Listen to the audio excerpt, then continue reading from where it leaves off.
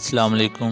غریب کے 2 وقت کی روٹی کا ضامن بھی اللہ اسی طرح ہے جس طرح سیر کے ٹھاٹھ کا۔ وہ شخص ریاکار ہے جو اللہ سے مال و دولت، حسن و خوبصورتی اور حکومت حاصل کرنے کے باوجود ان نعمتوں کا حق ادا نہ کرے۔ بھوکے رہو کیونکہ یہ بھوک تقوی کی علامت ہے۔ جو شخص اللہ کے حضور عاجزی اور انکساری اختیار نہ کرے وہ کبھی بھی عزت نہیں پا سکتا۔ جب اللہ کو اپنے بندے کی کوئی ادا پسند آ جاتی ہے اسے لمحے میں قرب کی وہ منزلیں طے کروا دی جاتی ہیں، بڑے بڑے عابدوں کے لیے باعث رشک بن جاتی ہیں۔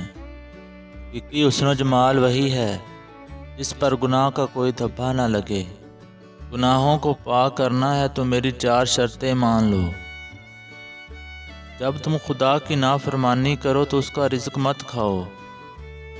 نمبر 2، جب تم خدا کی نافرمانی کرو تو اس کے ملک سے نکل جاؤ۔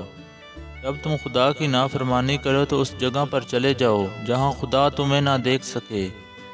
نمبر 4، جب موت کا فرشتہ روح قبض کرنے آئے تو اسے کہنا ٹھہر جاؤ، اپنے عزیزوں سے رخصت لے لوں اور توشے ساتھ لے لوں جو آخر میں میری نجات کا سبب بنیں گے۔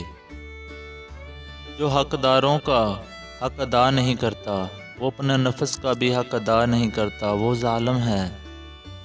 دنیا میں جنتی لوگوں کی 4 نشانیاں ہوتی ہیں: مسکراتا چہرہ، نرم زبان، رحم کرنے والا دل، عطا کرنے والا ہاتھ۔